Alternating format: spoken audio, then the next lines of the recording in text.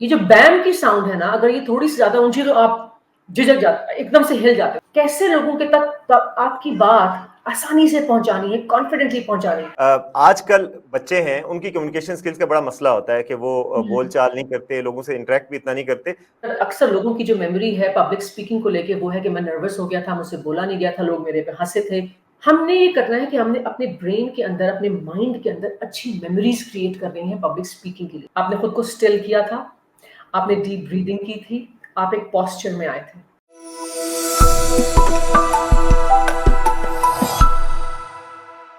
अस्सलाम वालेकुम नाज़रीन, वी न्यूज़ के साथ मैं हूं वसीम अब्बासी। आज हम आपको एक ऐसी शख्सियत से मिलवा रहे हैं जो आपको पब्लिक स्पीकिंग यानी कि बोलने का, तकरीर करने का फ़न सिखाएंगी और बताएंगी कि इस खौफ पर काबू पाने के क्या तरीके हैं। वो इस शोबे में माहिर हैं, कॉर्पोरेट ट्रेनर हैं महविश सुल्ताना। उन्होंने हज़ारों, लाखों नहीं तो हज़ारों लोगों को इस पे ट्रेन किया होगा और बहुत ही यूज़फुल टिप्स देती हैं और जो ये आपके लिए बड़ी यूज़फुल हो सकती हैं कि ज़ाहिर है आप हर किसी को बोलना पड़ता है और सुनाना पड़ता है, सुनना पड़ता है। तो इस बोलने की स्किल्स को, जो कि बहुत ही इम्पोर्टेंट स्किल्स होती हैं, उनको ये टिप्स बताती हैं, प्रैक्टिकल टिप्स और बहुत ही आसान अल्फाज में। तो आजकल की जो जनरेशन है, खास तौर पर उसको बोलने में बड़े मसले होते हैं और कम्युनिकेशन स्किल्स का बड़ा मसला होता है, उनके लिए बहुत ही मुफीद ये साबित हो सकता है। तो इसको ज़रूर सुनिएगा। बहुत जगहों पे ये ट्रेनिंग्स करवा चुकी हैं, पाकिस्तान भर में भी और इंटरनेशनली भी बड़ी वेल नोन है, बड़ी वेल क्वालिफाइड हैं। थोड़ा-सा अपना तारुफ खुद भी करवाएँगी। तो हम उनको बड़े फ़ख्र से दावत देते हैं, महविश सुल्ताना साहिबा को। बहुत शुक्रिया आपका हमारे शो में आने का महविश, और थोड़ा-सा अपना तारुफ करवाइएगा और ये बताइएगा कि कम्युनिकेशन स्किल्स की ज़िंदगी में कितनी अहमियत होती है? वालेकुम अस्सलाम जी, thank you so much for having me. बहुत-बहुत शुक्रिया इस इनविटेशन का and I am thrilled and honored both. My name we is are honoured Mehwish. To have you too. हाँ। Thank you. आपने मेरा नाम बता दिया, Mehwish Sultana. I am a corporate trainer. Yes, that is true. But first and the foremost thing, I would like to be called as a teacher also, because that's which actually groomed my career and I learned a lot. बच्चों से interact करके, हर as के बच्चे से, आप जो आपकी प्यास है ना नॉलेज की, बेहतर से बेहतरीन बोलने की, मुश्किल कॉन्सेप्ट को आसान तरीन लफ्जों में बयान करने की, तो मेरा ख्याल है कि ये जो स्किल है ना, ये मुझे टीचिंग ने सिखाया है और ये कॉर्पोरेट सेक्टर ने नहीं सिखाया। लेकिन कॉर्पोरेट सेक्टर में कारामत बहुत है वो। So I normally work with the soft skills, communication skills, इसको हम लाइफ स्किल्स भी कह लेते हैं, क्योंकि इंटरपर्सनल स्किल्स की बात कर लें आप, कॉन्फ्लिक्ट मैनेजमेंट के स्किल की बात कर लें, नेगोशिएशन स्किल्स है, इमोशनल इंटेलिजेंस है, बिल्डिंग कॉन्फिडेंस, ये तमाम लाइफ स्किल्स है, क्योंकि लाइफ में सर्वाइव करने के लिए हमें इनकी बहुत अशद ज़रूरत है। चाहे आप बच्चा हैं, बड़ा है, बूढ़ा है, औरत है, मर्द है, वर्किंग है, नॉन वर्किंग है, किसी भी फील्ड से है या किसी भी फील्ड से नहीं है और सिर्फ घर से हैं, तो ये तमाम स्किल्स बहुत ज़रूरी हैं। अच्छा, सो आपने महविश ये सीखी कहाँ से हैं स्किल्स? थोड़ा-सा अपने बारे में ये भी बताइए कि बचपन में क्या आपको पता था कि आप बड़ी होके लोगों को बोलना सिखाएँगी? यानी इसका शौक था आपको, या ये वैसे ही जैसे होता है लाइफ में आगे बढ़ते हैं तो आप किसी शोबे में किस्मत आपको ले आती है? थोड़ा-सा क्वालिफ़िकेशन भी बताइए और थोड़ा-सा अपने पैशन के हवाले से भी बताइए।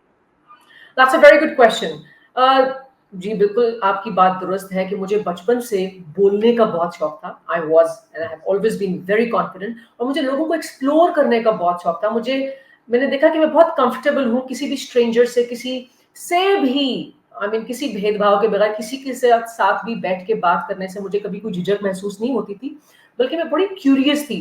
And I think this curiosity and this passion for talking and exploring people shaped my career, और यही मुझे इस फील्ड में लेके आई। और जहाँ तक आपने बात की क्वालिफिकेशन की, तो I am a marketeer by profession. I have done MBA in marketing. और मार्केटर क्या करता है? मार्केटियर भी एक आइडिया को सेल कर रहा होता है अपने लफ्जों के थ्रू, बोल के आइडियाज को ट्रांसलेट करता है वर्ड्स में और खूबसूरती से उसको बेचता है। और इसके अलावा अगर आप लैंग्वेज के हवाले से बात करें, तो मैंने कैम्ब्रिज की काफ़ी सर्टिफिकेशंस जो हैं वो हासिल की हुई हैं, जिसमें among the most prestigious is Celta, इसके अलावा टीकेटी है, आइल्स है और बहुत सारे हैं। So this has helped me a lot. लेकिन क्वालिफिकेशन से हटके लोगों के साथ इंटरेक्शन, लोगों के साथ बातचीत और उनको सुनना जो है, I think that is the best training ever. और जैसे कि मैंने आपसे कहा कि जो मेरा इंटरेक्शन बच्चों के साथ, स्टूडेंट्स के साथ, वो चाहे स्कूल के थे या यूनिवर्सिटी के थे या वो एडल्ट्स थे, जो आइल्स में जब मैं इनको करवाती थी, सो आप हर एज के बंदे जो है वो आइल्स करते हैं, तो कैसे लोगों के तक आपकी बात आसानी से पहुंचानी है, कॉन्फिडेंटली पहुंचानी है। पहले आपको खुद यकीन है कि हाँ, जो मैं बात कर रही हूँ वो ठीक है, मुझे मालूम है कि इस पे मुझे अबूर हासिल है। और फिर जब आप उस कॉन्फिडेंस को आगे पहुंचाते हो, तो ये लोगों से interaction which gives you a great deal of practice. That interaction has given me an immense practice. And I think, so we are still learning, we are still exploring. अभी आपसे बात हो रही है, आपकी बॉडी लैंग्वेज को देख रही हूँ, आपके फेशियल एक्सप्रेशंस को देख रही हूँ, सही तो सही। आपसे बहुत कुछ लर्न करने का मेरा भी एग्जामिनेशन आप कीजिएगा, लेकिन मुझे ये बताइए कि ये जो आजकल बच्चे हैं उनकी कम्युनिकेशन स्किल्स का बड़ा मसला होता है कि वो बोलचाल नहीं करते, लोगों से इंटरेक्ट भी इतना नहीं करते। पहले तो हम सेट आउट करते हैं कि आज हम क्यों ये इंटरव्यू कर रहे हैं, इसलिए मैं आपसे पूछना चाह रहा था कि कम्युनिकेशन स्किल्स की, चूंकि आप इसी शोबे की प्रोफेशनल है, कितनी अहमियत होती है आम शख्स की जिंदगी में, और क्यों ये सीखना जरूरी है आपके ख्याल में? कम्युनिकेशन स्किल्स की की अहमियत हम सबकी ज़िंदगी में बहुत ज़्यादा है। देखिए, सबसे पहले तो वी आर सोशल एनिमल्स, हम इंटरैक्ट कर रहे होते हैं।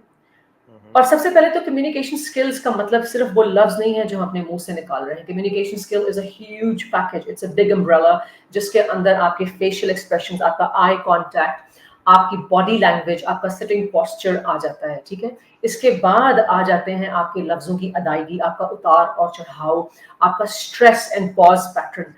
ये तमाम चीजें मिलके कम्युनिकेशन स्किल्स का एक लफ्ज जो है वो फॉर्म करती हैं।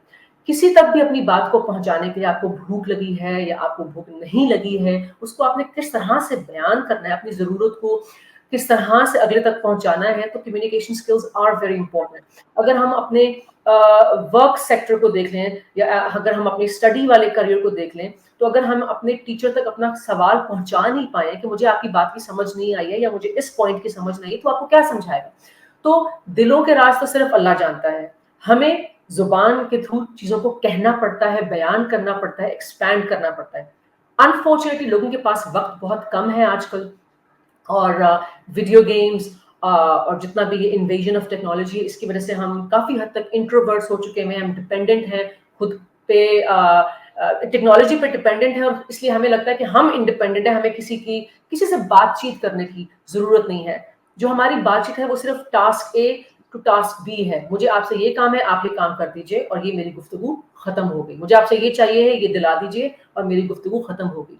तो वो जो पुराने वक्तों में दुख बांटने की, कहानियां सुनने और सुनाने की ट्रेडिशन थी, वो अनफॉर्चुनेटली बहुत कम हो गई, और इसलिए हमारे communication skills, beside in spite the fact कि इतनी किताबें, इतने टेड टॉक्स, इतनी खूबसूरत बातें, इतनी स्टडीज चल रही हैं, फिर भी हम ये नहीं देखते कि एक ट्रेमेंडस चेंज आई है लोगों की कम्युनिकेशन स्किल्स में। उसकी वजह ये है और कि मैं भी, जहां सॉरी मैं आपको इंटरप्ट करूंगा, क्योंकि मैं उस आगे ये बात भी बताना चाह रहा हूँ, शायद अभी तक बोर हो चुके होंगे जो बच्चे सुन रहे हैं, क्योंकि फिर वही बात है कि वो लेक्चरिंग उनको लगेगी।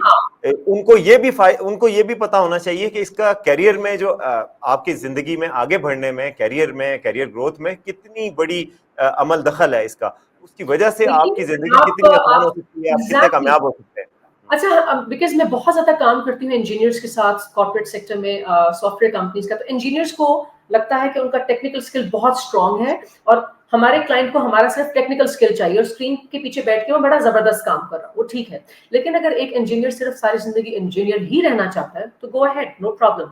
लेकिन अगर वो प्रोजेक्ट मैनेजर से आगे टीम लीड, और टीम लीड से आगे वो सीटीओ सीईओ बनना चाहता है, तो फिर टेक्निकल स्किल के साथ उसको अपने कम्युनिकेशन स्किल्स को एनहांस करना पड़ेगा, पॉलिश और ग्रूम करना पड़ेगा।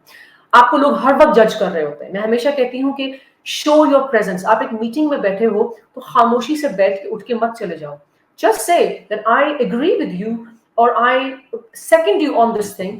अपनी प्रेजेंस का एहसास दिलाएं, क्योंकि आपका सीईओ, आपके बॉस, हायर मैनेजमेंट आपको देख रहे हैं, वो देख रहे हैं कि आपका कॉन्फिडेंस कितना है, कितनी क्लैरिटी से आपने एक बात कही, और वो स्पार्क चेक कर रहे होते हैं। They are always on a look कि अब मैंने नेक्स्ट प्रमोशन किसको देनी है, किसको मैंने बाहर के मुल्क भेजना है, कौन मेरे किस प्रोजेक्ट को बेहतरीन तरीके से लेके चल सकेगा। तो आप दो धारी तलवार बनते हैं जब आपकी टेक्निकल स्किल स्ट्रांग हो और उसको आप साथ में मिला दें अपने कम्युनिकेशन स्किल के साथ, then there is no stopping. फिर आप, स्काई इज द लिमिट। आप बहुत एवेन्यूज हैं प्रमोशंस के और कामों के। फिर आपका बाउंड्रीज नहीं रह जाती है ना, फिर ग्लोबल विलेज जबरदस्त। आपकी। अच्छा ये बताइए, जबरदस्त, ये भी यूटिलिटी प्रैक्टिकल उम्मीद है कि नाजरीन को समझ आ रही होगी। दूसरा ये बताइए, जिस तरह के आपका मैंने एक लेक्चर सुना था, बहुत ही यूजफुल था, जिस पब्लिक स्पीकिंग के फियर के हवाले से, जी ये फियर कितना रियल होता है और उसकी जो प्रैक्टिकल टिप्स आप बताती हैं वो बताइएगा, जो लेटेस्ट उसकी ट्रेंड्स आए हैं या लेटेस्ट जो रिसर्च से साबित हुआ कि क्या क्या आप कर सकते हैं ताकि आपको अगर प्रेजेंटेशन देनी पड़ जाए, आपको बोलना पड़ जाए आवाम के सामने खड़े होके, जरूरी नहीं कि आप सियासत ज्वाइन करें, लेकिन आपको अपनी टीम के सामने ही बोलना पड़ जाता है, आप लीडरशिप पोजीशन में आते हैं, नहीं भी आते लीडरशिप पोजीशन में, आपको क्लास के सामने प्रेजेंटेशन देनी पड़ जाती है। प्रेजेंटेशन तो हर जगह देनी पड़ती है, बोलना हर जगह पड़ता है, मार्केट करना पड़ता है अपने आइडियाज को। उन जी। चीजों के लिए वो फियर होता है एक बहुत बड़ा कि कैसे मैं स्टेज पे जाऊं, ये फियर कितना रियल है और इसको कैसे ओवरकम करें? पहली बात तो ये माजरत कर, लेकिन पढ़ जाना वाला लफ्ज ना कहिए कि पढ़ हम्म जाना, पढ़ सकता है नहीं, आपने बोलना है, आपने अपना वैल्यू ऐड करनी है, लोगों को बताना है कि मैं इस दुनिया में आया हूँ, आई हूँ और मेरी कोई वक़्त है, यूटिलाइज माय स्किल्स। तो आपने प्रेजेंटेशन देनी ही देनी है, मार्केट में लोगों के सामने, घर के सामने अपना मुद्दा बयान करना है और लोगों को कन्विंस करना है। अच्छा, अब सबसे पहले तो जो फियर ऑफ स्पीकिंग है ना, हम उसको आइडेंटिफाई करते हैं क्यों होता क्यों है, ताकि हम फिर हम्म उन तमाम चीजों को जब आइडेंटिफाई कर लेंगे तो फिर उनको कॉम्बैक्ट करने की बात करेंगे। तो सबसे पहले फियर ऑफ स्पीकिंग होता है क्योंकि आपके पास जिस टॉपिक पे आपने बोलना है उसका नॉलेज नहीं है, और अब आपको कहा गया और आपको, मैं क्या बोलूं, मेरे पास तो कुछ कहने के लिए नहीं है, मैंने या तो पहले से किसी की बात सुनी नहीं या मैंने पहले से इसको होमवर्क नहीं किया हुआ। ठीक है, नंबर 2 है कि आपको ये फील होता है कि लोग आपको जज कर रहे हैं, आपके कपड़ों को, आपकी पर्सनैलिटी को, आपकी वोकैबुलरी को, आपके बोलने के स्टाइल को। ऑडियंस को मेरे से ज्यादा तो नहीं पता कहीं, तो फियर ऑफ जजमेंट है। फिर उसके बाद आ जाती है जो सबसे इंपॉर्टेंट है, वो है एमिगडाला हाईजैक। एमिगडाला जो है ना, ये बादाम की शक्ल के 2 ऑर्गन्स है जो आपकी बॉडी में है, और एमिगडाला काम करता है मेमोरी पे। Now this is very important and I would like the audience to listen to this thing very carefully. ये जो बैम की साउंड है ना, अगर ये थोड़ी सी ज्यादा ऊंची तो आप झिझक जाते, एकदम से हिल जाते हो, हालांकि मैं आपके सामने वो बैम करूंगी। हम्म उसकी वजह यह है कि ये जो ठा की साउंड है, इससे हमारी नेगेटिव यादें जुड़ी हैं, कोई गिरा था, कोई एक्सीडेंट के वक्त ये आवाज आई थी, किसी को चोट लगी थी। तो आपका जो एमिगडाला है वो मेमोरी पे काम कर रहा होता है। कोई चीख की आवाज आएगी तो आप ये अभी फर्क नहीं कर पाओगे कि वो चीख खुशी की थी, एक्साइटमेंट की थी या दुख की थी, क्योंकि चीख के साथ आपकी मेमोरी कौन सी रिलेटेड है? गम की, दुख की, तकलीफ की, एक्सीडेंट की, हॉस्पिटल की, हम्म फोन की, जख्म की। एमिगडाला के अंदर अक्सर लोगों की जो मेमोरी है पब्लिक स्पीकिंग को लेके, वो है कि मैं नर्वस हो गया था, मुझसे बोला नहीं गया था, लोग मेरे पे हंसे थे, या मैंने किसी को देखा कि वो नर्वस हो गया था, लोगों ने उसका मजाक उड़ाया था और बैक बाइटिंग की थी। हम्म तो हम्म एमिगडाला के अंदर जो है ना, पब्लिक स्पीकिंग जो है वो एक खौफ वो है, और इसको हम ग्लासोफोबिया कहते हैं। ठीक है, हम्म जो फियर ऑफ पब्लिक स्पीकिंग है। तो हमने बेसिकली अपने एमिगडाला को जो है वो थोड़ा सा कंट्रोल करना होता है, क्योंकि एमिगडाला, देखो एमिगडाला क्या है? फाइट और फ्लाइट। जब पुराने वक्तों में हम शेर देते थे, हमने भागना है कि मुकाबला करना है। ठीक है, तो अब आप जब पब्लिक स्पीकिंग का आपको कहा गया कि आ जाओ सामने बोलो, तो अब मैंने बेहोश होना है, मैंने उड़ जाना है, मैंने उसी कंफ्यूजन में हम बोलना स्टार्ट कर देते हैं, फिर हमारे पाम स्वेटी हैं, heart thumping here, we are all racy, legs go noodle and we are shaky and we are sweating, और उसी में हम फिर जब बोलना शुरू करते हैं, we lose our words, we are huffing puffing and we feel that we are fainting. इसके हम्म अलावा और क्यों होता है फियर पब्लिक स्पीकिंग? क्योंकि कुछ लोग इंट्रोवर्ट्स हैं, कल्चरल बैकग्राउंड ऐसा है कि आपको पता है कि बोलना शायद लोगों के सामने एक अच्छी हैबिट नहीं है। सो बहुत ज्यादा चीजें हैं जो मिलके फियर ऑफ पब्लिक को, पब्लिक स्पीकिंग को क्रिएट करती हैं। अब हम आपके सवाल पे आते हैं कि इसको कॉम्बैट कैसे करना है। सबसे पहले तो हम बात करते हैं एमिगडाला की, जो कि बेसिक रीजन है फियर ऑफ पब्लिक स्पीकिंग की, किसी भी खौफ की, actually not just public speaking, किसी भी खौफ की बेसिक वजह आपकी एमिगडाला है। इस एमिगडाला को आपने खुद को हाईजैक नहीं करने देना, इट हाईजैक्स यू। ठीक है, it freezes you. So how do you do that? You need to ये एक किस्म क्रिएट। का छोटा सा शैतान है, आप कहेंगे ये, मतलब आसान लफ्जों में। एब्सोल्युटली। हाँ, यानी कि ये आपको, जैसे अगर कोई आपको पीछे से आके धक्का दे, तो आपने ये नहीं सोचना कि किसी ने मुझसे गलती से टक्कर लग गई या किसी ने मुझे शरारतन की, आप एकदम से you will say something bad. That is hmm amygdala hijack, कि आपने सोचे समझे बगैर ऐसे लफ्ज अदा कर दिए, ऐसी बात कह दी जिस पर आप बाद में शर्मिंदा हो और फिर आप माफी मांगते फिर। ठीक है, सो हमने ये करना है कि हमने अपने ब्रेन के अंदर, अपने माइंड के अंदर अच्छी मेमोरीज क्रिएट कर रही हैं पब्लिक स्पीकिंग के लिए। अभी हमने खुद से तो पब्लिक स्पीकिंग की नहीं है, तो कैसे क्रिएट करेंगे? हम अच्छे स्पीकर्स को सुन के वो मेमोरीज क्रिएट करेंगे। हम टेड टॉक्स को सुनेंगे, हम टोस्ट मास्टर्स को सुनेंगे, हम अपने और अच्छे स्पीकर्स को सुनेंगे कि यार लोग इतना कॉन्फिडेंटली इतना इजीली बोल लेते हैं, तो इतना तो मुश्किल काम नहीं। So you listen and you watch and you are creating better memories. Then you imagine yourself कि आप लोगों के सामने बोल रहे हैं और लोग आपकी तारीफ कर रहे हैं। मुश्किल है, इम्पॉसिबल नहीं है, आप एज्यूम करें। इट्स नॉट अबाउट मैनिफेस्टेशन कि जो आप सोचोगे वो हो जाएगा, it's not just like that. लेकिन यू आर, आपका ब्रेन इट्स अ मशीन, आप जितना उस बारे में सोचेंगे वो उसको उतना रियलिटी मानना शुरू कर देगा। और आपका एमिगडाला जो है वो इसको एक बैड इंसिडेंट से रिलेट करना खत्म कर देगा। ठीक है, एक हो गया। नंबर 2 ये हो गया कि एमिगडाला को कंट्रोल करने का, इसकी जो है ना बागें, वो आपको पता है किस चीज में है? वो है आपके मैदे के अंदर, आपके अच्छा। स्टमक। यस, इसकी बागें, इसकी जो है ना range, it's in your stomach. इसी जो आपका जो डायाफ्राम है, जो आपके जो लंग्स की जो रिब्स हैं, इससे जो नीचे हिस्सा स्टार्ट होता है आपके बेली बटन का, इसको हम कहते हैं डायाफ्राम। ठीक है, diaphragm is the most important thing in public speaking. I want you to imagine a king, एक ऐसा एक्टर जो एक बादशाह का रोल अदा कर रहा है। या जस्ट इमेजिन जब सिंड्रेला स्टेज से नीचे उतर रही थी, या जस्ट इमेजिन जब आपका 1 2 3 और आपके किसी ने पीछे से कहा कि हाँ जी यू आर ऑन रेडी, और आप जो कुछ भी कर रहे थे, आपने खुद को स्टिल किया था, आपने डीप ब्रीदिंग की थी, आप एक पोस्चर में आए थे।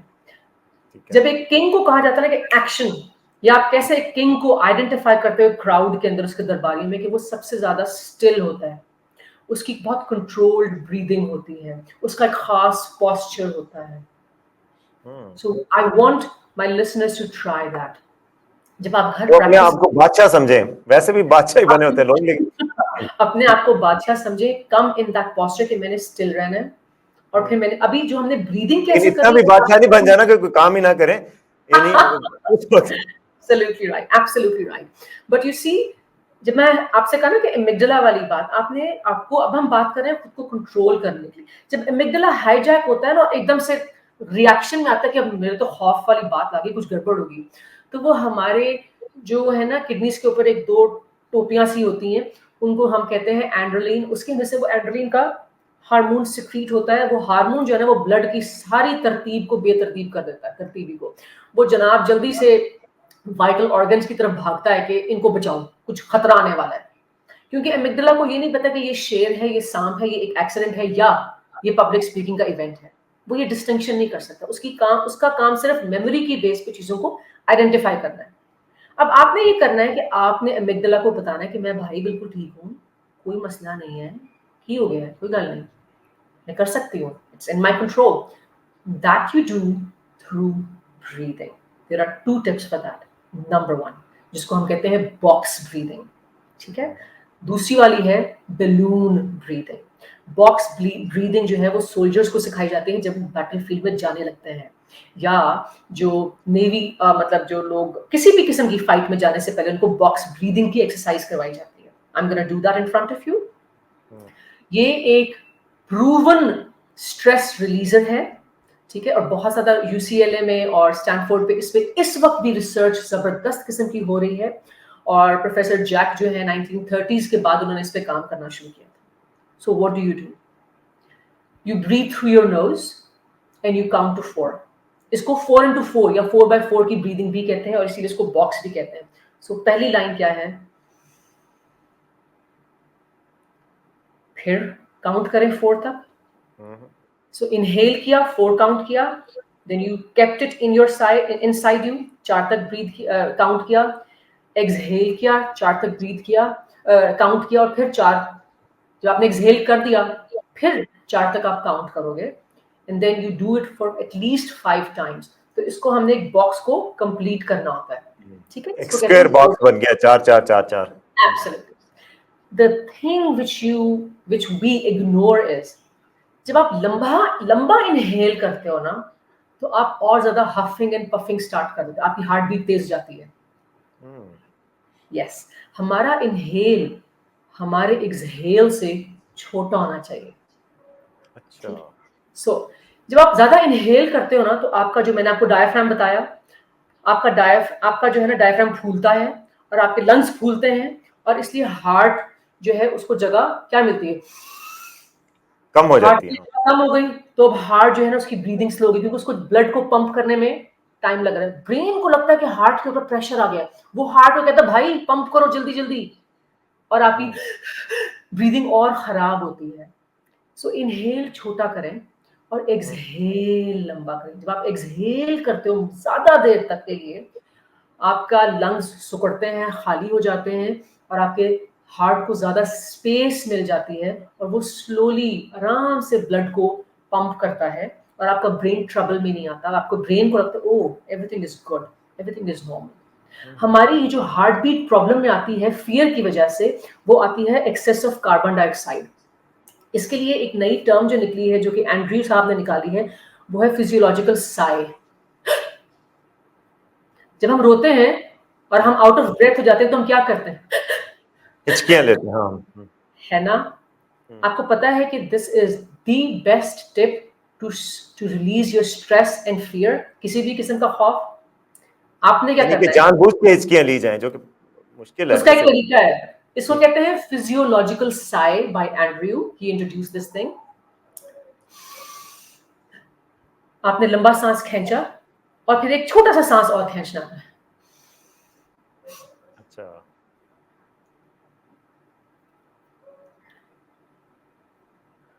झटका सा लगेगा। हाँ। एक्सहेल आपने उससे ज्यादा लंबा करना है। इनहेल करते वक्त आपने 2 झटके लेने, एक लंबा सांस और फिर हम ये नींद में भी अक्सर करते हैं, जब हमारी ऑक्सीजन का लेवल कम हो जाता है। जब हम रो रहे होते हैं तभी भी हमारा ऑक्सीजन का लेवल कम होता है, और इसीलिए हम हिचके लेते हैं। और आपने देखा कि उसी से हम काम डाउन होते हैं। जब हम रोना खत्म कर रहे होते हैं, हम काम डाउन हो रहे होते हैं, तब आखिर हिचकियां। की हिचकियां आखिर में होती हैं। हाँ, सही है। Absolutely. This is, I have found the best tip to reduce your public speaking fear. आप पब स्पीकिंग के लिए जाने वाले हैं, मुझे पता है कि 5-10 मिनट में मेरी टर्न आने वाली है। So what I'm gonna do, I'm gonna sit, I'm gonna smile, I'm gonna tell myself, my amygdala, I am good, I can do it. And then I'm gonna do,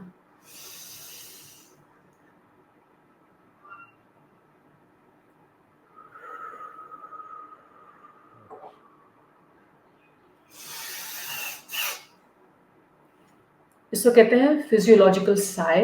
मैंने आपको उसके बारे में बताया, मैंने आपको बताया बॉक्स ब्रीदिंग। फिर जब आप चल रहे होते हैं, आपकी बारी आ गई, आपने बोलना है, तो उस वक्त क्या करना है फिर?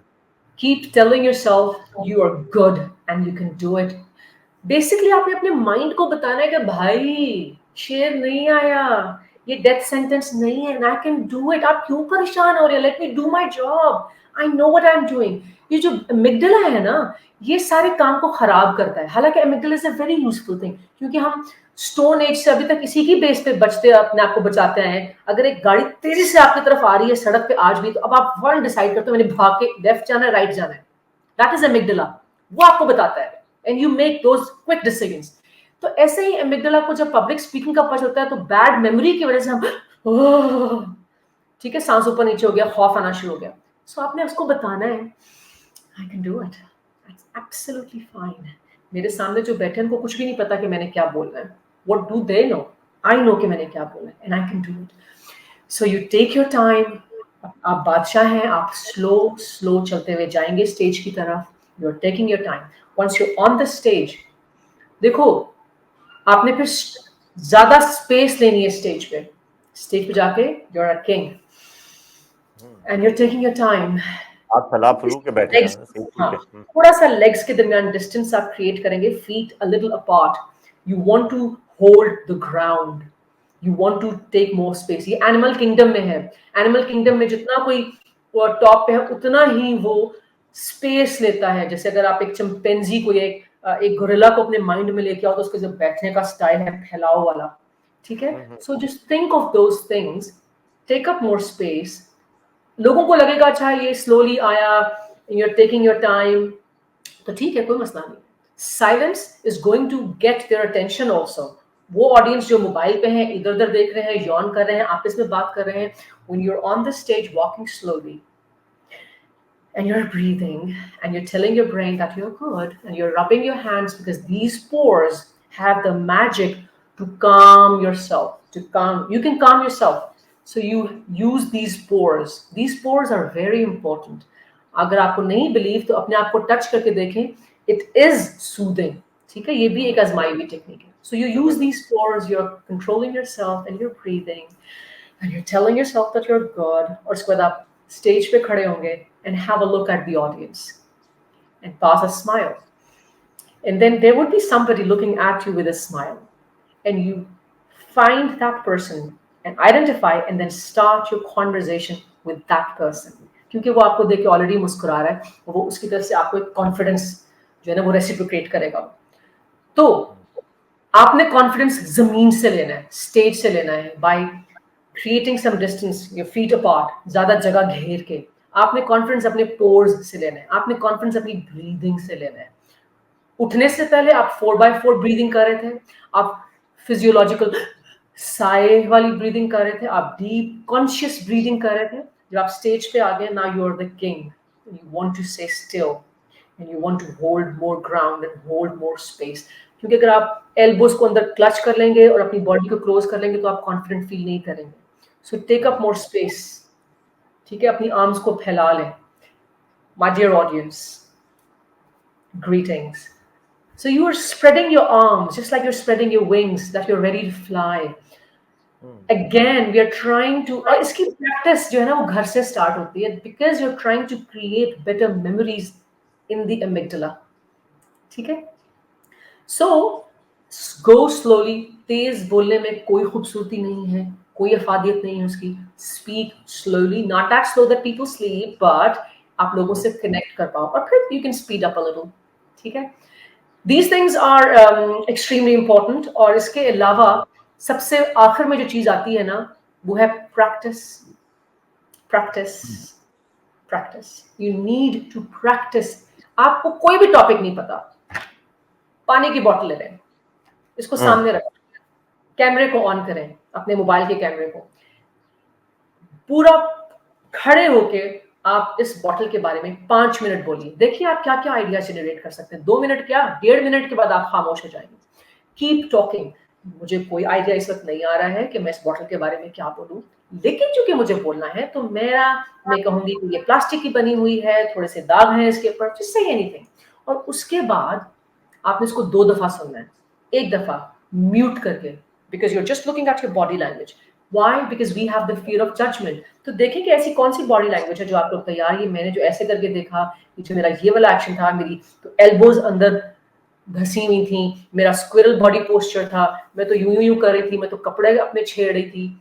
So you mute it and you observe yourself and you do this practice for 1 month, for 30 days.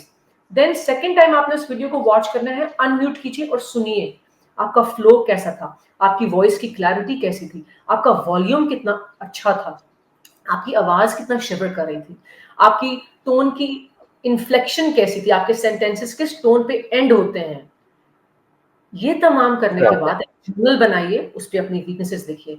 I tell you can be your best trainer, you can be your best mentor.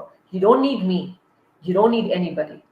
You need your time, your attention, your efforts. यानी आपने जो आपने बताया, जाहिर है वो सारी tips हर जगह यूजफुल हैं और बहुत जगहों में काम आ सकती है. जो लोग, आप, मैं देख रहा था आपकी प्रोफाइल, उसमें आप पता नहीं एंकर बनना भी सिखा रही थी. ये तो पाकिस्तान में अब हर बंदा ही एंकर बनना चाह रहा है, और यूट्यूब पे व्लॉगिंग करते हैं लोग, यूट्यूब करते हैं, टिकटॉक भी बना रहे हैं.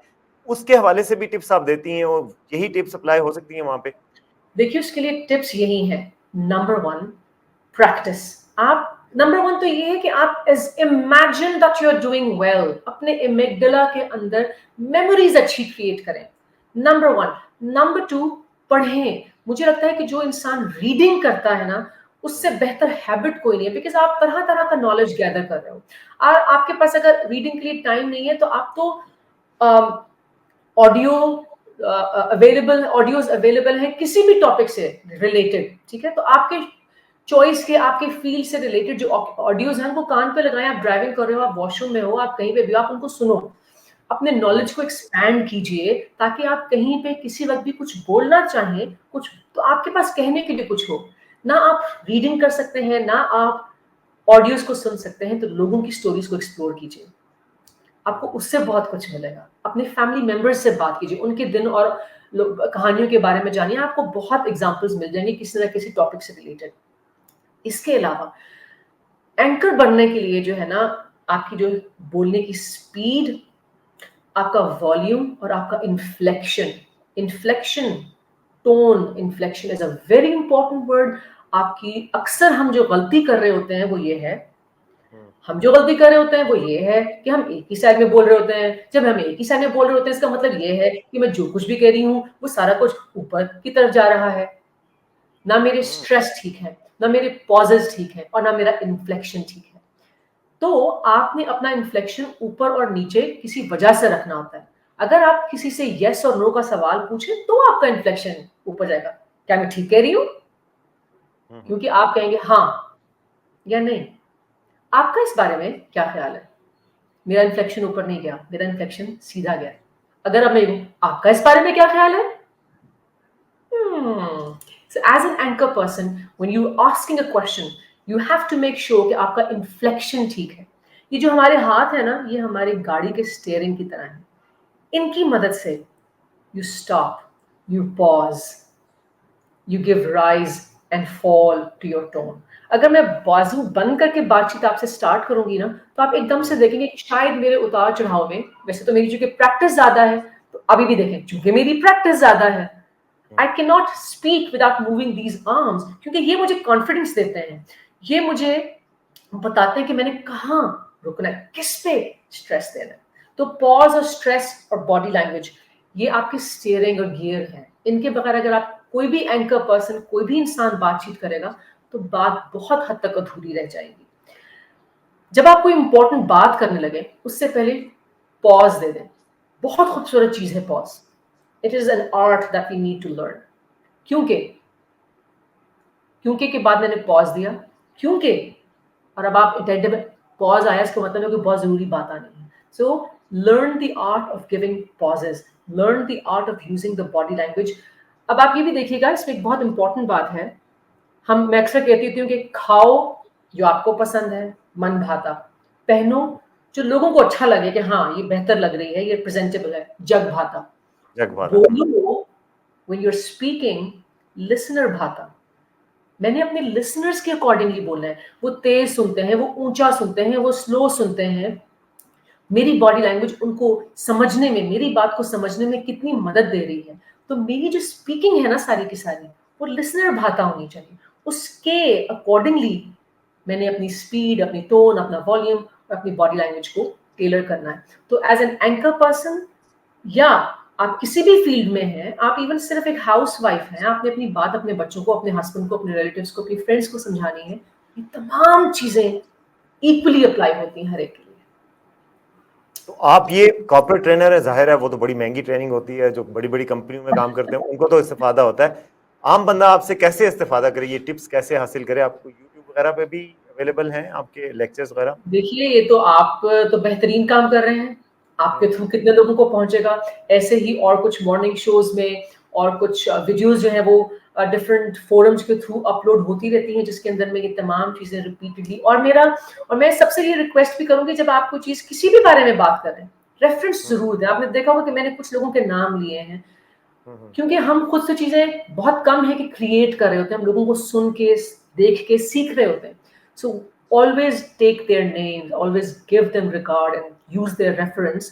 तो आई थिंक जिस तरह से आपकी वीडियो के थ्रू ये पैगाम बहुत सारे लोगों तक पहुंचेगा, ऐसे ही डिफरेंट फोरम्स हैं। और मेरा ख्याल है कि मैं आपके साथ एक पॉडकास्ट का प्रोग्राम शुरू कर देती हूँ, तो फिर हम बिल्कुल शुरू करें। आपकी जो आपने अभी तो बहुत सारे आपके टॉपिक्स रह गए। इमोशनल जी इंटेलिजेंस पे मैं स्पेशली अलग से आपसे बात कभी करूंगा, क्योंकि वो बहुत वंडरफुल। इंपॉर्टेंट चीज है। हम यस, इट्स देखा है कि वंडरफुल। जिंदगी में कामयाबी के लिए आप कितने भी ज़हीन हो, अगर आप इमोशनली स्टेबल नहीं है, तो हमारे दफातर में हमारे साथ लोग होते हैं, काम करते हैं, देखा है कि जो इमोशनली इंटेलिजेंट नहीं है वो मैनेज नहीं कर पाते, बॉस के साथ लड़ जाते हैं, जूनियर्स के साथ लड़ जाते हैं, गड़बड़ हो जाती है, और फिर वो एक ऐसे यानी टॉक्सिक सा एनवायरनमेंट क्रिएट करते हैं जिसकी वजह से उनकी जॉब भी खतरे में हो जाती है, दूसरों की जॉब भी खतरे में हो जाती है। तो ये भी एक बहुत इम्पोर्टेंट जरूरी टॉपिक टॉपिक आपसे है, बात करेंगे बहुत जरूर। इंशाल्लाह, इंशाल्लाह, इंशाल्लाह। तो बहुत-बहुत शुक्रिया महविश, बहुत यूज़फुल टिप्स आपने दी हैं, बहुत ज़बरदस्त आपने बैकग्राउंड भी दिया उसका और काम की प्रैक्टिकल टिप्स भी दी हैं, तो उम्मीद है कि हमारे नाज़रीन को बहुत फ़ायदा होगा। हम यही चाह रहे थे, नाज़रीन को सामने रख के जग भाता या ऑडियंस भाता के तौर पे हमने बात की है, तो उम्मीद आपको पसंद आएगी। अगर आपको पसंद आए तो आप कमेंट्स ज़रूर बताइएगा।